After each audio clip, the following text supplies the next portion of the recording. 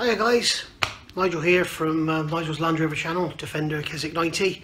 I keep going to say Nigel's modelling bench, which is my other channel, sorry.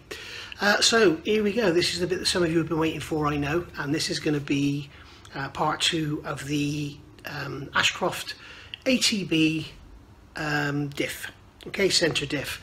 And this is now, the part 1 was all about stripping it, part 2 we're going to start rebuilding it. Now,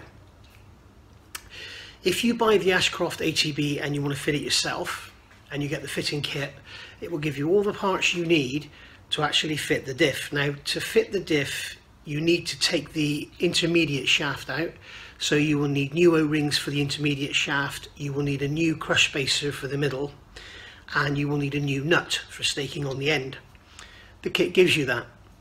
Obviously you will need bearings for the diff, because getting the old bearings off the old diff and not damaging them is very, very difficult, especially on the, I can't remember if it's the back or the front end, it's the back end, isn't it? So that's really difficult. Getting the one off the front end is easy without damaging it, but you definitely need the back one, so you may as well have both. And then you've got the actual special nut that goes on the end of the diff that holds everything together. So yeah, everything you need comes in that kit, but you don't get anything for fitting and shimming the input shaft. Obviously, because you don't need to take the input shaft out to actually change the diff. If you watched my last video I did on the transfer box, which was about how to shim it up, you will discover in there that I had something like 13 thou of preload, and upon inspection, I've got a bearing here. I've noticed that the actual outer race, I doubt if you can see it in here, but the outer race is kind of darkened in the area where the bearing's been running, and I wonder if there's been some heat caused by that, because I've always been a bit confused at why, and I asked Dave Ashcroft, why is the oil when it comes out of my transfer box always dark? The diffs, well, the front diff's a little bit dark. I think I've got oil leaking or grease leaking in from the CVs, but the rear axle, the gearbox, everything else is all clear, really clean, but the transfer box is always black. You know, not black, but very dark brown. And he said that's normally heat. So I'm wondering if this was actually causing it. And as I mentioned in the video I did yesterday talking about the chassis, I've also discovered that I've got some chafing on the actual transfer box where you clamp up the nut on the end of the shaft for the intermediate gear. And I'm wondering if the intermediate gears were too loose, bearings were too loose, and the input shaft bearings were too tight. So, you know, even if the coating they put on there, the sealer or whatever they use between the bearing housing on the input shaft and the actual casing, even if that's 3 thou, that's still 10 thou of preload. You know, it's still 5 times more than it's supposed to be. So I'm going to go for about 3 thou if I can, maybe 4 thou preload dry. And then when we've got some silicone or whatever in there, then maybe sort of that will just back it off a touch or whatever, and also it'll give the bearings might just sort of bed in a bit, I don't know. But I'm going to try and go for like 3 thou if I can. So let's really get started on it. But before I do that, I just want to show you a little purchase I've made that you may be interested in purchasing yourself, because it is a complete bargain. If you do any filming, if you make YouTube videos, you may be interested in this. I'll put a link down in the comments below.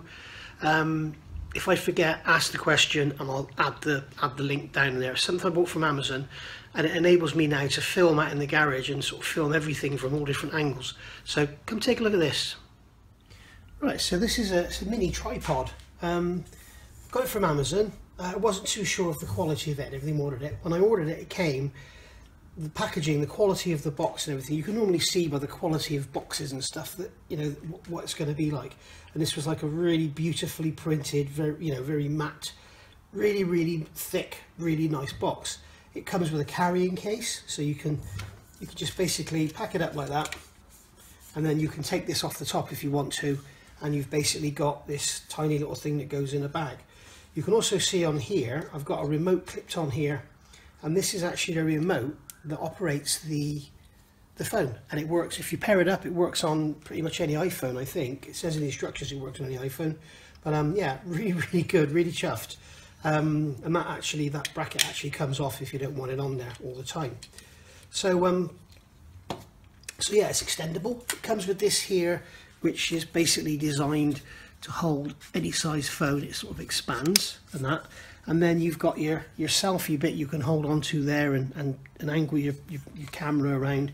It pivots that way, it turns, you've got an extending post here, and then you've got, obviously the legs come out, they come down like so, and then you've got these clamps on here, these simple clamps you undo like that, and then pull the leg out, clamp it back up, and then you've got another one down here, pull that leg out, clamp it back up.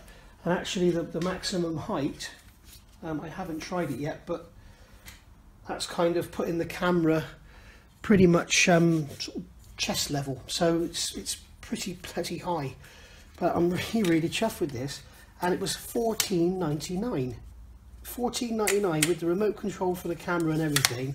I mean, it's just an absolute bargain. So if you do any filming of your own and you haven't got one of these, go and get one. I mean, this is what's going to let me film what's going on the press and that, which I haven't been able to do before. Okay, so first thing we're going to look at here is, this is the input shaft, and it's been through the wash tank and everything, just washed off with paraffin, so it's all clean and everything. So we've had a quick look at it and checked it and made sure that none of our gears are chipped or anything, none of these teeth here are chipped. And we're also looking for any sort of stray loose bits that may have got chipped but not sort of fully broken off, because you don't want them coming off in your gearbox. Basically this here is your PTO shaft drive, so if any of those teeth are broken off and you're not going to use your PTO, it doesn't really matter. But if there is one that's fractured, make sure you break it off, because you don't want it coming off in the gearbox while you're using it. And as a note, you already probably know this is the later type with the holes drilled for lubrication of the bearing, so of the input shaft. So basically I'm going to give it a quick wipe over first of all. Paper towel is not good for this sort of thing, because it just sort of basically just falls apart.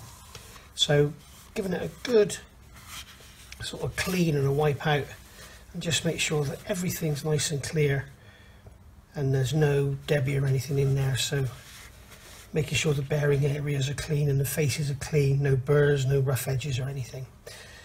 Okay, so first thing to do is mark your boxes. These are the new bearings. These are what Ashcroft supply. They're Koyo, absolutely brilliant bearings, Japanese. They're not Timken's. Koyo, I personally think they're equally as good.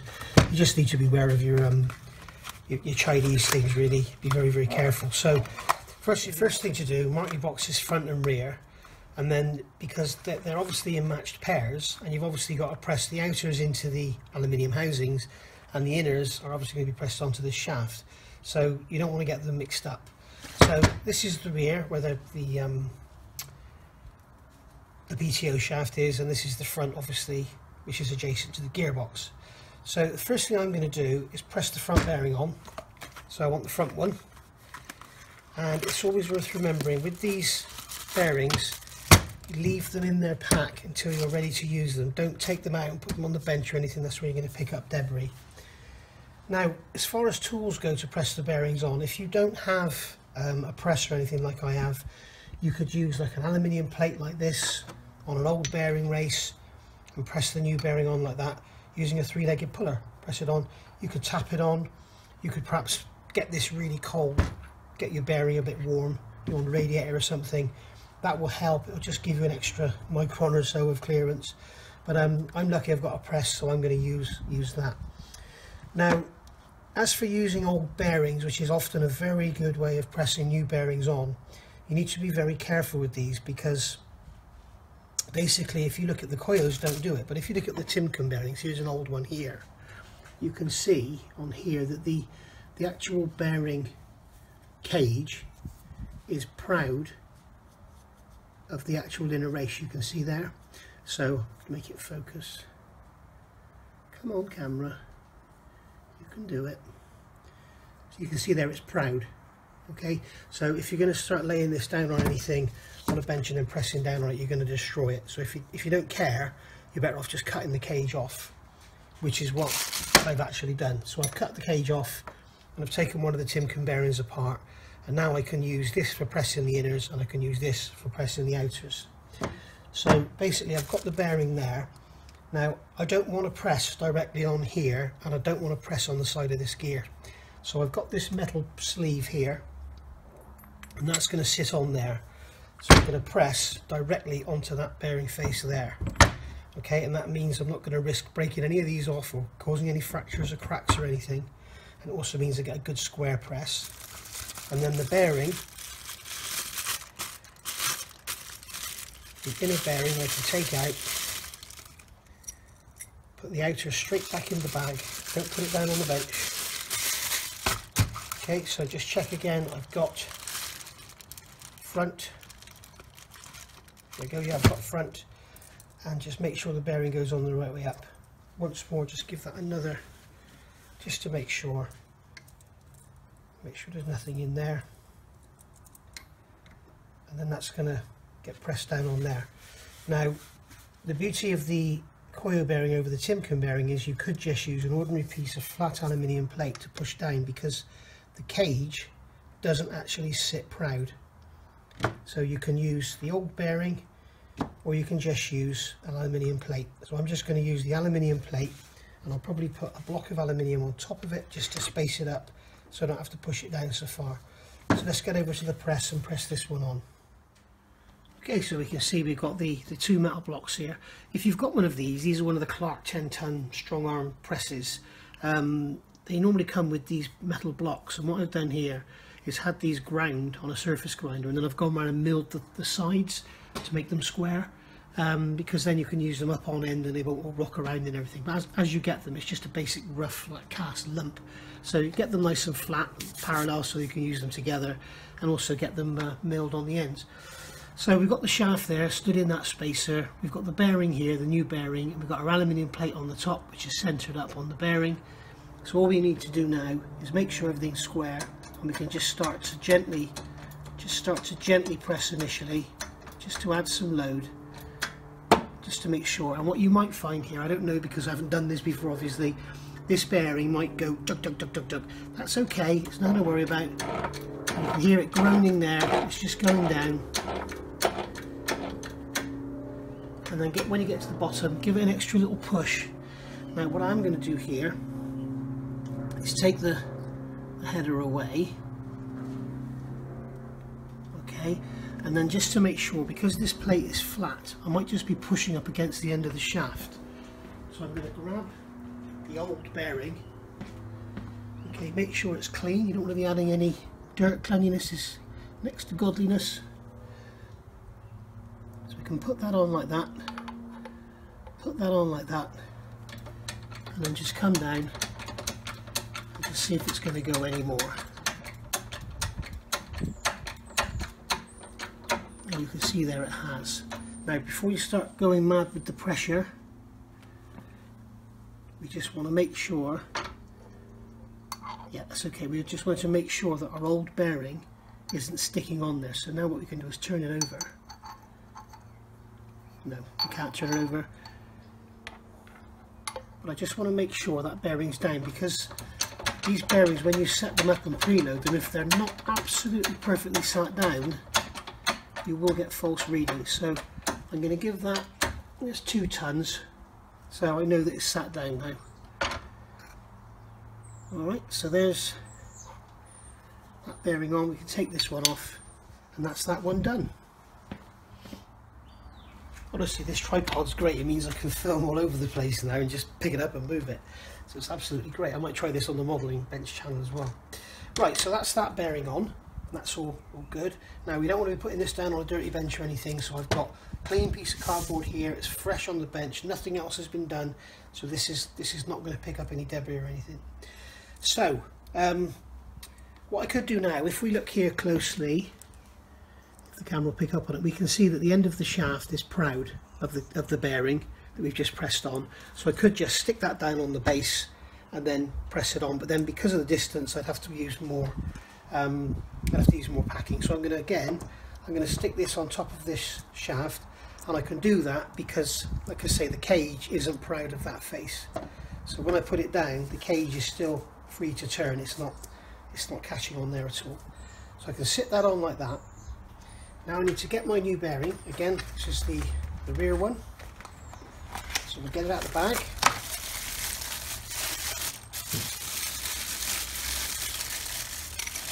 And we'll leave the outer spin the valve and not let it touch anything. Just check this is clean. Give this one final wipe. Okay, so now's the time you have to do some double checking, and bearing in mind I'm doing this for kind of the novice or somebody who may be doing this for the first time. To check what you can use to press things on and off with, you need to make sure that what you're going to use to press on isn't going to get stuck. For example, if this diameter here is longer than the width of this bearing, if I use the old bearing to press it on, I'm going to press that onto there and then I've got to pull that off, which wouldn't be too difficult, but you may as well try and avoid it if you can. So what I want to do here is check the depth. So with a digital caliper, I'm going to check the depth here. And the depth there is 17 millimeters. The width of the bearing is 17.4, so I know that I'm okay to press this bearing on with that bearing and it won't get jammed. Now the other thing I want to check is the depth overall, which is 30.8. So if I've got two 17mm races together, I should have 34 millimeters, 35, 34, depends on the accuracy of the measurement. So I can now put that on there, okay, and just get that to just bite, and then I can put that on there and that plate on there, and I know I can press that on squarely, and I know that none of this is going to get jammed up, and I know that that's not going to foul on there. So let's get back to the press and press this on. Okay, so you can see that I've got it sat on the block. There's the bearing on the front, this is the rear bearing going on. Basically I'm just going to press this down. I'm going to go very gently to start with, because what you don't want to do is have the bearing suddenly kick, and then if you've got any pressure on it you can start to damage things. I can feel that bearing is moving. There we go. So it's started to go on. That's what you want. You don't want it to kick. Okay,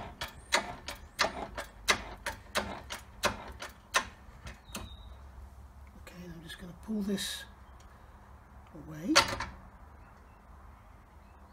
Just check that everything's all good and clear. You can see we've got plenty of depth in there. Got plenty of play on that bearing. So we'll put that plate back on.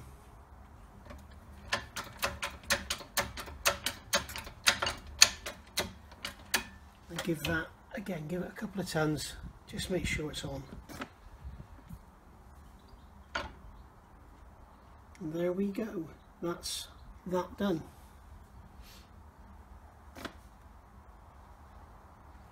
we can take the aluminium plate away, take the old bearing away, and now we've got our rear bearing pressed on as well.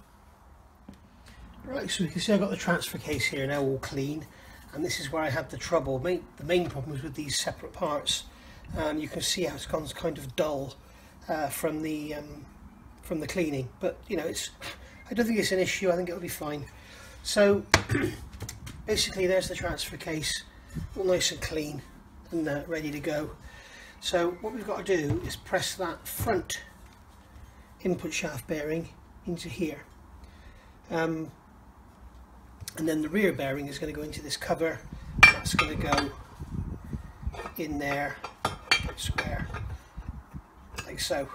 Okay, so basically what I need to do now is press that bearing into there. Now, if you remember before I talked about measuring the depth, I can see that that depth isn't as wide as the actual bearing race itself, so I know that I'm safe to use an old bearing race to press that in and it won't get stuck in there. So there's no shims or anything under here, so we just need to make sure that's spotlessly clean and then press the new bearing in. One thing I'm going to do, just to show you, because this has all been cleaned and degreased and everything, it's all very dry. So rather than put any heavy oil in there which could interfere with the setting, what I'm going to do is take some of the oil that's packaged in off of here and just rub it around on the diameter that this bearing is going onto, just to give it a little bit of lube, because one of the big things you get with aluminium, it will actually pick up. So what I'm probably going to do is add a little bit of heat to this as well, get it a little bit warm, and just see how that bearing is going to sit in there. And it does actually sit nice and square on its own, so that's okay.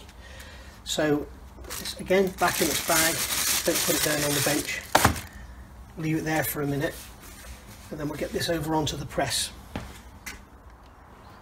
Okay, so here's the casing. What I've done, I've just got a bit of warmth in there. I can still touch it, it's not so hot that I can't touch it. And I can put this down in there now, and it's just going to help a little bit because aluminium expands a lot faster than steel. So as I said, the beauty of these, you can move over to the side. So I'm going to get my new bearing, put it in its bag, put the bearing in there like so. And that's going to just bite, I hope. Yep. Then I can put the old bearing on top of it. I can get the steel on top of that. I have to go in from the side. All the meanwhile trying not to make that bearing rock, and work a little bit swiftly because you don't want the case to cool down too much. And then that can go on top of there, and then that can go on top of there, and then we can start to press. Now, having your hands in here is not a good idea, but it will take very, very little force to push this in. And I can feel that's going in lovely and square. There we go. Push that in, and I'm not going to give it anything like 2 tons, just 1 ton, and that's down.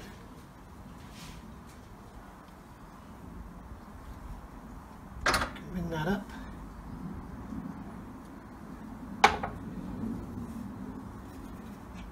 Pull that out. Pull that bearing mace out. And then we can just check on the bench to see that that bearing's actually gone down. Right, we can actually look, when it's on the bench, we can look down in there and see, this is the back of the casing, and we can see that the bearing is actually down against that face.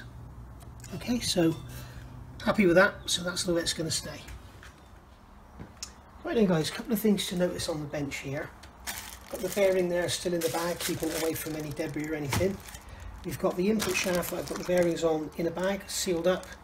Reason for that, obviously garage is used for filling, grinding, spraying, metal work, everything. So there's all sorts of stuff around on the shelves and that could easily drop off. You know, a can could fall off the shelf and drop some iron filings, so it's always best just to keep any assemblies and that covered up while you're not using them.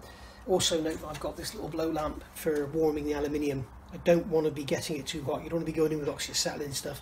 Just a little blow lamp just to get some gentle warmth in there, just to warm it up. So that's what I've used there. I basically use my hand. Once I get to the point where, you know, it's not comfortable to touch, which is probably about 45-50 degrees, that's it, I stop. That's enough just to get the aluminium, just to grow a touch, just to get the parts in. I've also got my oil can here, which I freshly filled. I've marked it GL5. That's not my postcode. It's that's GL5 oil. Now the oil that goes in the transfer box on the Puma is GL5. The oil that goes in the actual gearbox is GL4. So I think they're both 75-90, but one's GL5, one's GL4, and I think the GL is something to do with the corrosive nature. I think you find some of the older gearboxes with brass parts in them can get corroded by GL4 oils or something. Don't take my word for it, look it up, it's something like that. So we've put the bearing into the, we've put the front bearing into the housing as we just see. Now we've got to get the rear bearing into this part here. So this is all clean and lovely and ready to go and everything. And with this one we need to put a shim behind the bearing, and this is how we're going to set our preload. So forget your vernier or your digital caliper, that is not accurate enough for this. Okay, you need a micrometer. You could get away with using a digital caliper if you want to chance it. I've got a micrometer, so I'm not. Now, first thing you want to do is zero your micrometer, okay? So if I can get this in the shot and get it to focus, so we can get the micrometer to 0 by using the thumb screw like so. Okay? Now, you'll see me not do that. Some of you may or might not know I'm Rolls-Royce apprentice trained, Rolls-Royce Aerospace, and they kind of thoroughly train you in this kind of stuff, so I've got a feel for using a micrometer. I don't use the thumb wheels. Now, you'll also hear me darting around talking about metric, imperial, microns. So basically, we know that the preload on this bearing has got to be 2 thou, which is 0.002 inches, okay, which is 0.05 millimeters, which is also known as 50 microns. So basically 1 thou is 25 microns, so therefore 2 thou is 50 microns. 0.1 of a millimeter is about the thickness of the hair on your head. That's 100 microns. So 50 microns is the preload I'm looking for, or 2 thou, or 0.05 millimeters. Now the other thing at Rolls-Royce, they train us to work with imperial, metric, everything. So you'll hear me talking about thou, and I'll be using a thou clock and using a metric mic, because I know that these shims that I've got from Ashcroft's are all metric. So if I confuse you, I'm sorry, but just go back, listen again, and you'll get what I'm saying. So we need to basically put shims in here that we know aren't enough. Now I don't want to put no shims in there because I end up with loads of play. I'll end up with about 3.5 millimeters of play. I don't want that. I want to basically have something like, if I can, 0.5 millimeter of play. It's far easier to measure, it's a lot more accurate. Excuse me. If I've got this here and I'm pulling the shaft up and down and the shaft's all floating around, it's not so good. So I want to basically get the minimum clearance, but I don't want it to be nipped up. I want some clearance so I can measure the movement. Right, I've laid all these out on the bench now, and what I've done, I was trying to measure them, and I noticed, I thought they were in, like going from thick to thin, but they're not. The thinner ones are actually sensibly packed in the centre of the pack, so it stops them getting bent. So I'll try to kick this tripod. So there we go. There you can see that's the Ashcroft shim kit laid out there. This is for the, this isn't the diff set. This is the input shaft set, which is larger, I think. So basically, we've got 1.94 millimeters, 1.43, 0.95, 0.5, 0.3, 0.2, 0.1, and 0.05, which is great. So basically, we've got all the shims we could possibly need to get the clearance that we want. The way Rover do it, like you can see here, this was 3.43, it's probably meant to be 3.45. So basically what you would do is find the right shim, and then you would phone Rover up and say, can I have a 3.4 or a 3.3 or something, and they would supply you that. But with this you can actually make up the right set of shims you want. Something I've seen Mike do, which is a really good idea, uses these to get the right shim that he needs, and then gets the original shim ground down, or a thicker shim ground down to the right thickness. Now I don't have access to a surface grinder or a ring grinder, so I can't do that, but I may consider taking it to somewhere where I know they have. We'll see what happens. So basically what I'm going to do, I need to set this up. If I'm repeating myself, I'm sorry, but basically what I need to do is set this up so that I've got the amount of shims that will actually give me some play. What I don't want is to pack it out.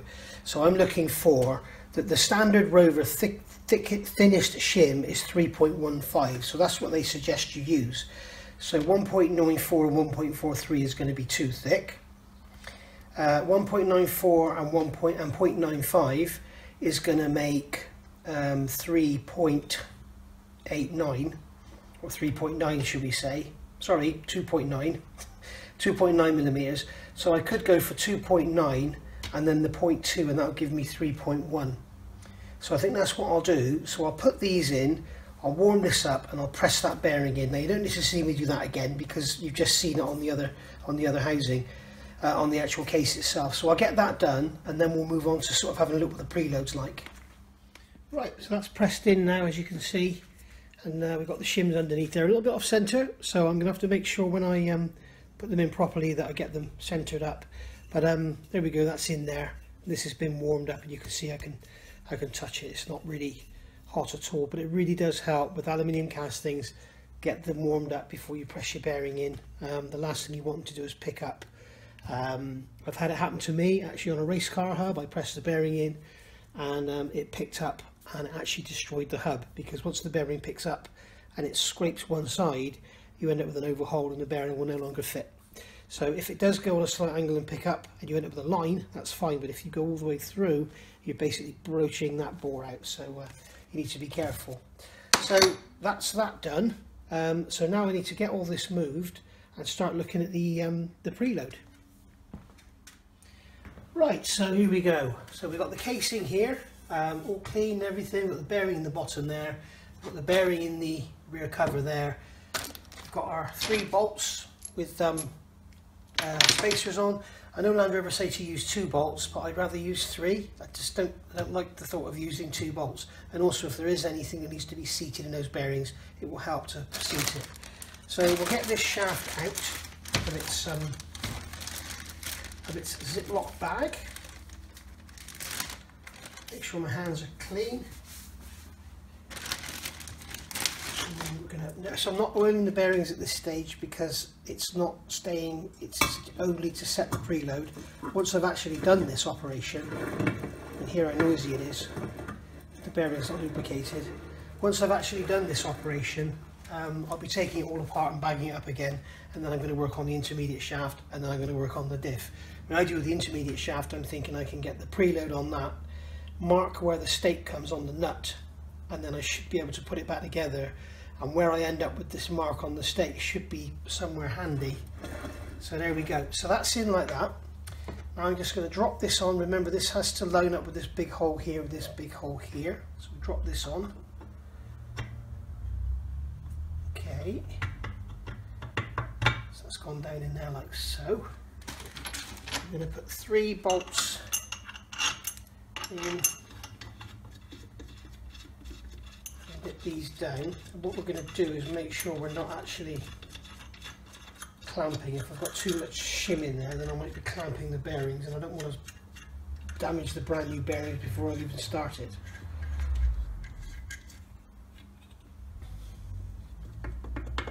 And here I've got play in there, so that's cool. So I'm just going to grab a 17mm spanner. Just nip them up. Still got play, so nip them up. The manual says 25 pounds-feet. Once they're down, they're down. So you can hear that's quite noisy because the bearings haven't got any lubrication. Well, the lubrication that's on there is almost like WD-40. So we can hear we've got some end float on there. So I can now take my clock and bring it down. Bring it down to contact the shaft. Actually, I think I'll probably try and do it a bit closer so that you can see what's going on. I should be able to bring the clock around. These old monkeys, I hate them. Stands are called monkeys. I've got a much better one with the flexible type where you just tighten one where the arms are, but these things are awful. But this being the case is aluminium, I can't use a magnetic base on it. So right, so we've got the clock there set on 0. I'm not sure if you can see that. Maybe I could zoom in for you. Just come up and bring the zoom in. Okay, so you can see now the clock's on 0. This is a thou clock. And I've got a bar here. It's a bit aggressive, a bit crowbar, but I have actually cleaned the end of it. So let's get a piece of wood, put that in there, and then I can get this under there and lift.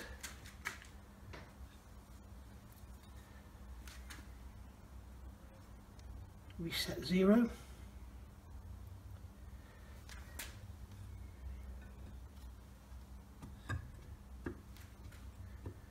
So we can see there, let's reset 0 again. What's happening is I'm turning the shaft while I'm doing it. So I'm going to put one hand on here to hold the shaft stationary.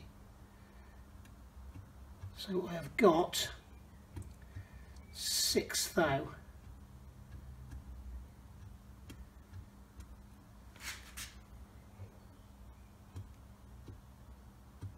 Yeah, I've got 6 thou of end float. So I'll turn the camera off and then we'll do some maths. Okay then guys, so bear with me here. So in there I have got 3.1mm of shims, and that's giving me 5 thou of backlash. 5 thou of backlash is equivalent to 0.13mm. Okay, so I've got 3.1 in there, so I've got that one, and that one. 0.13 backlash is what I've got. If you remember, I said I want 3 thou of preload, okay, because everything is bone dry.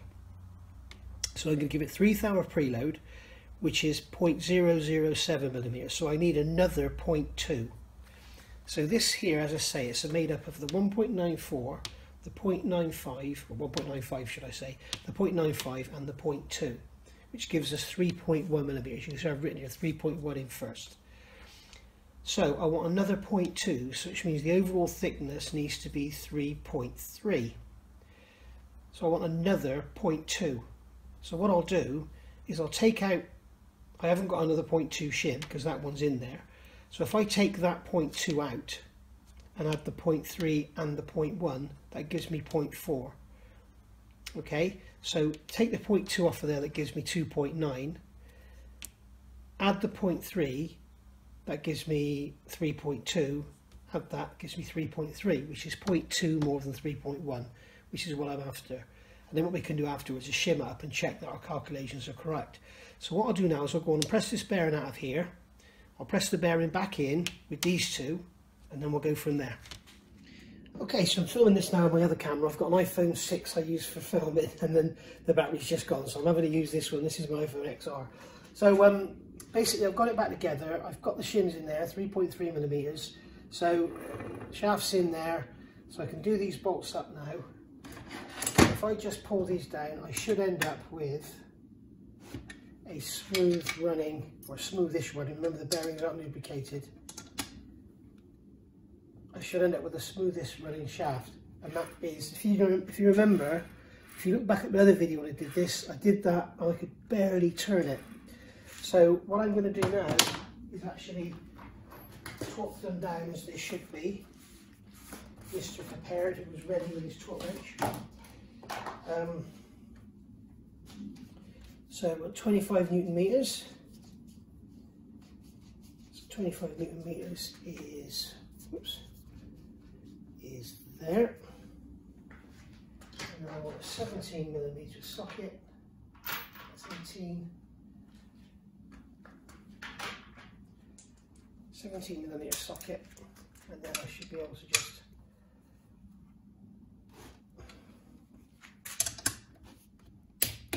put this down.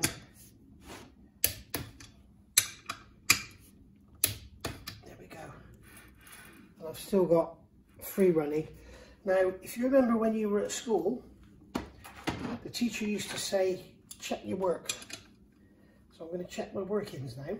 So I'm going to go back over this like I did before, and I may regret doing this, but this should, to me, in my mind, prove how much preload I've got. Now, I want 3 or 4 thou, which is, what is it? 4,100 microns, 3,075 microns, so 0.1 to 0.075, so 3 to 4 thou. So if I put some 10 thou shim in there, I should get 6 to 7 thou of end float when I put the clock on like I did before. So there's a piece of 10 thou shim. For some reason it doesn't want to go in because I'm on the bolt. So that's next to that bolt there. That's next to that bolt there.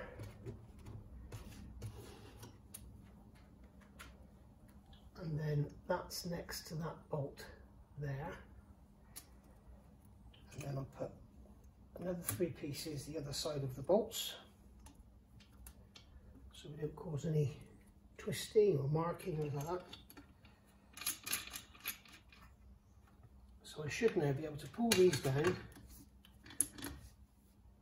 to 25 Newton meters.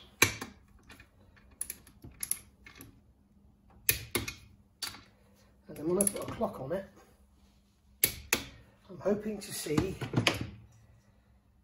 6 or 7 thou of end float. So let's see if I'm correct.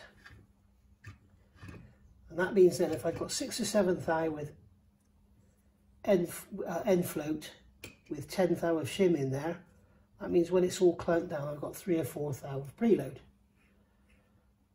So there we go. The clock's on 0. Just turn you around so you can see it.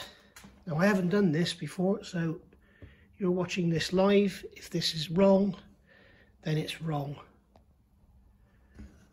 Here we go.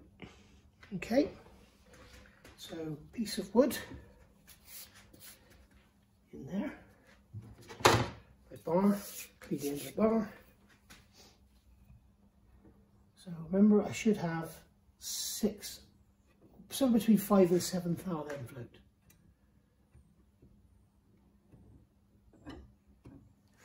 And that shaft's turning again, so I'm going to have to make sure. I think I need a new clock. This clock seems to lose its 0.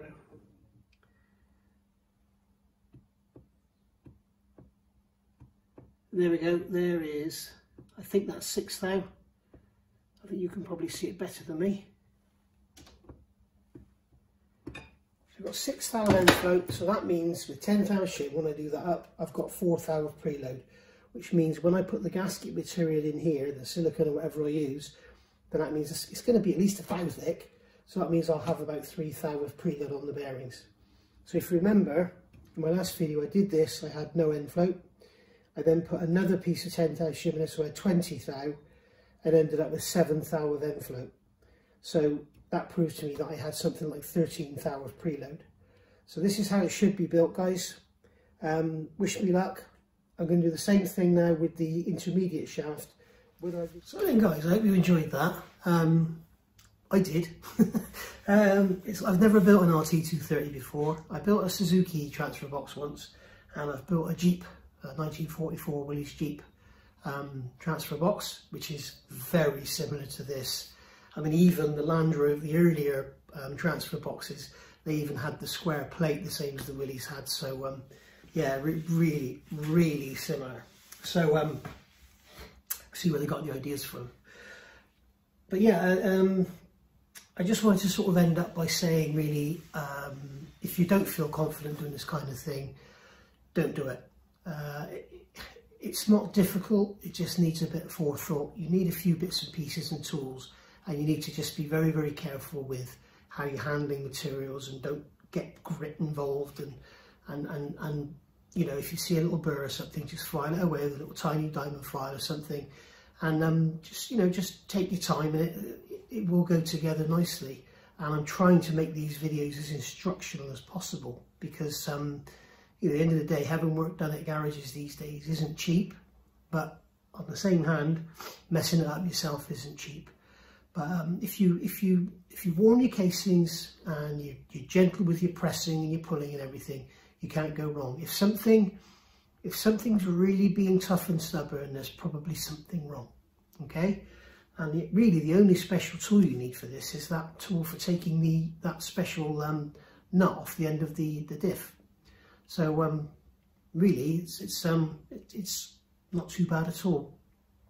But I really do hope this has been a bit of an eye-opener for you, because you know, this is from a 2011 Defender. It's mine from new. It's never been messed with. It's never been out before, so I know all that. You've heard all that before. It's done 16,000 miles, and you saw. For real, you saw the amount of preload that was on that bearing in my last video that I did on the setting the preload. So hopefully today you've seen that actually just taking your time, a bit of common sense, you can get it right. And I know that some of you are going to be saying, hang on, the manual says 2 thou, you've gone for like 4 thou. Yeah, the reason for that is there'll be some material going in here, in this gap. There'll be some Loctite material or whatever on this part here, and when it's compressed there will be something there. So I mean, I'd rather have 3 thou preload than 1. Okay, I'd rather the bearings were doing a little bit more work than they had to, rather than have them slack and banging around. having said that, I mean, I would assume if you can actually get that inner bearing out, you could change this bearing without taking the transfer box out, because you can actually take this out, this gear here you can take out without without removing the transfer box. I mean, I may even take this out and then fit it on after the gearbox and transfer box are bolted up, because that also then, you know, makes it a lot easier to fit it on rather than trying to line that 10 spline up, because, you know, that lining up, the coarser the spline, the harder it is to line up. So anyway, I hope you've enjoyed that, like I say. I certainly have, and I hope it sort of inspired you to have a go. But as I say, if you really don't feel confident, please don't think that, you know, I'm saying anyone can do it, because not anyone can. Basically, just trying to cover my own back, really. Don't do as I do, do as I say. I'll see you all soon, guys, and I'll be back soon with part 3, which will be, I don't know, but whatever it is, it's gonna, now that we've got that out of the way, everything else I do from now on will be what you'll have to do if you're gonna fit the Ashcroft torque bias in centre diff. I'll see you all soon. Bye for now. Have a good one.